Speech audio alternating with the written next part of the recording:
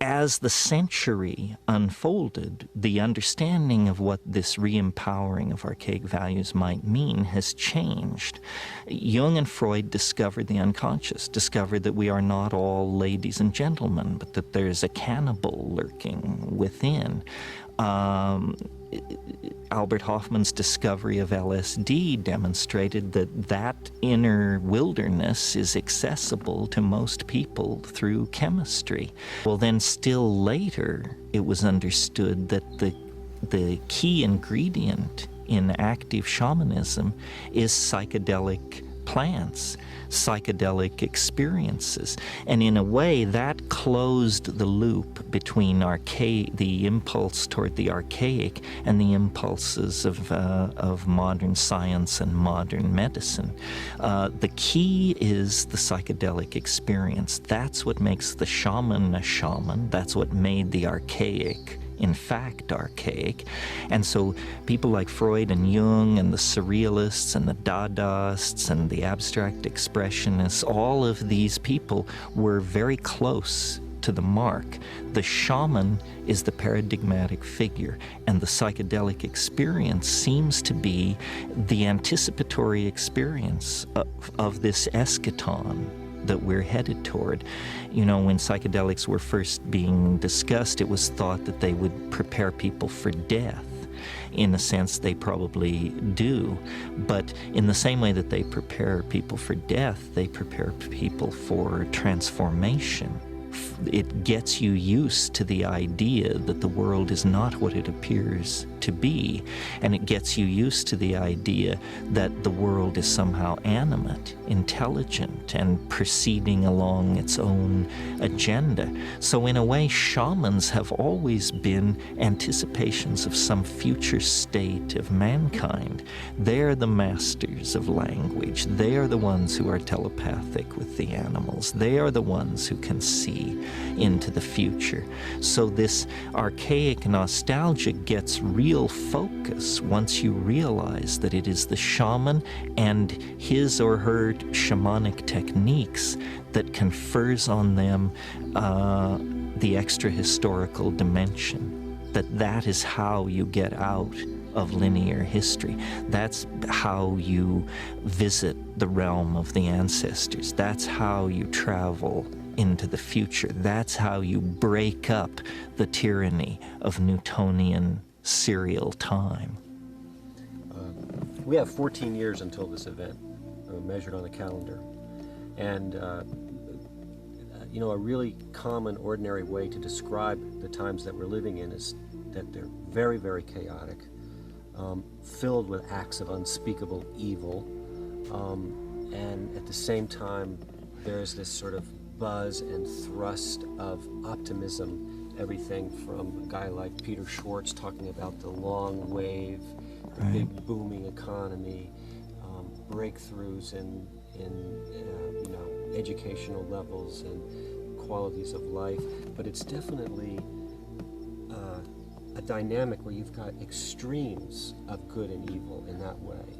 Would you talk a little bit about the relationship between that dynamic as we go forward and the novelty continues to climax? Well, novelty is not necessarily good or nice. Novelty is complex. That's what it is. And so I see really a concatenation of tendencies and forces here at the end. It's only going to get weirder. The level of contradiction is going to rise excruciatingly, even beyond the excruciating present levels of contradiction. So I think it's just going to get weirder and weirder and weirder, and finally it's going to be so weird that people are going to have to talk about how weird it is. And at that point, novelty theory can come out of the woods, because eventually people are going to say, what the hell is going on? It's just too nuts. It's not enough to say it's nuts. You have to explain why it's so nuts. So between now and 2012, the next 14 years, I look for the invention of artificial life, the cloning of human beings, possible contact with extraterrestrials, possible human immortality, and at the same time, appalling acts of brutality, genocide, race baiting, homophobia, famine, starvation, because the systems which are in place to keep the world sane are utterly inadequate to the forces that have been unleashed. The collapse of the socialist world, the rise of the internet, these are changes so immense, nobody could imagine them ever happening. And now that they have happened, nobody even bothers to mention what a big deal it is. The fact that there is no such thing as the Soviet Union, people never talk about it anymore. But when I was a kid, the notion that that would ever change was beyond conceiving.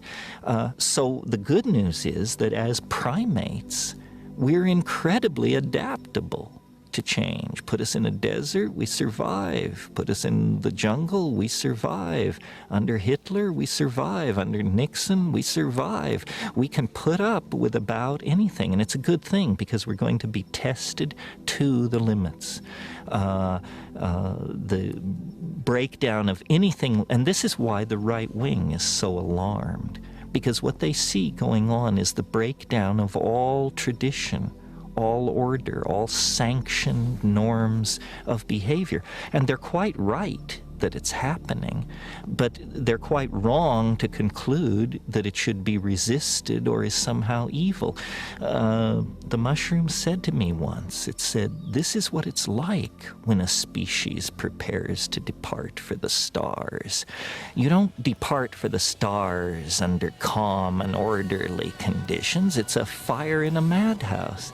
And that's what we have, the fire in the madhouse at the end of time. This is what it's like when a species prepares to move on to the next dimension. The entire destiny of all life on the planet is tied up in this. We are not acting for ourselves or from ourselves.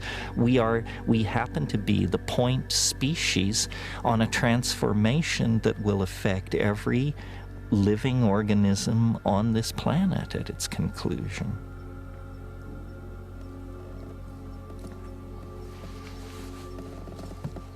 Pause for a second. I see how with Jenkins calling it galactic cosmology, it's like our home continues to expand. We've gone from the village to the nation state to the planet. Now we're ready to take on the big picture. So let's just talk about the conclusions of the archaic mind, what it reaches. Well, the great watershed difference between the archaic understanding and what is called scientific materialism is the archaic mind understood, in fact perceived, that nature is conscious. Nature is alive. Nature is an organism full of intent. The goal of the archaic mind is to connect with, communicate with, and align itself to this greater Gaian holism, which is sometimes called nature, the great spirit, the realm of the ancestors. But this is what the archaic mind understood and was comfortable with. And in fact, it is true. Our own decision to view the universe as dead, as inanimate, as unintelligent, permitted us to dissect it, use it, and deny its validity outside of human purpose. Now the consequences of living like that is coming back to haunt us. You know, we have almost destroyed our home. We have almost cut the earth from beneath our own feet. So this impulse toward the Gailanic and the archaic is a survival instinct. At this point, we must give reverence and credence to nature and nature's methods, because no other methods will allow us to work our way out of the present mess we're in. High temperature, high energy resource extraction, commodification, mega agriculture, we're at the end of the rope for these things.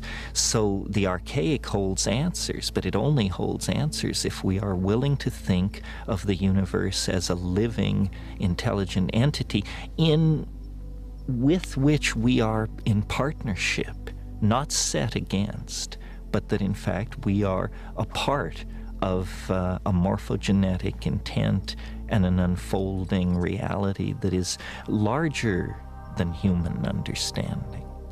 Imagine larger than human understanding.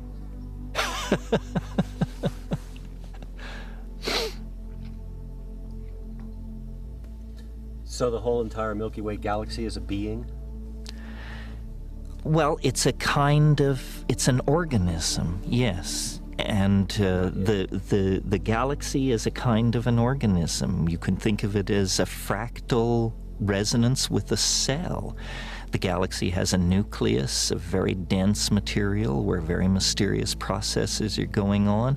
Then it has a cytoplasmic envelope of stars and gas clouds that surround that core. And then it is an individual, very distinctly defined by the vast emptiness that lies between it and the next galaxy.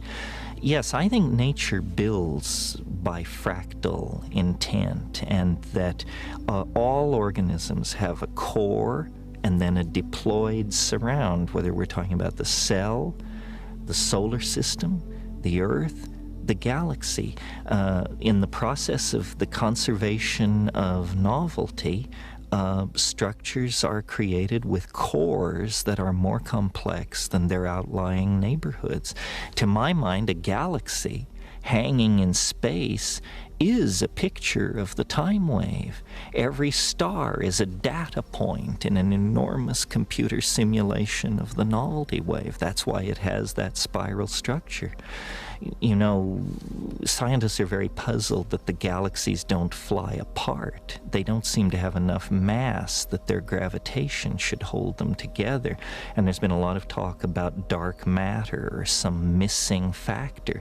Well, the missing factor is novelty. The galaxy stays together because the galaxy wants to be a galaxy. In other words, it wants to hold on to the level of novel morphology that it has achieved. It has an actual appetite for expressing itself in that form. That's why the galaxies are spirals, and in a sense those spirals are very large pictures of the time wave where we can at last see it not confused with its background or foreground. So everything organizes itself fractally, spirally, with a dense center in its spatial domain and a dense center in its temporal domain. We are like this. Galaxies are like this. Planets, stars, bird flocks, coral reefs.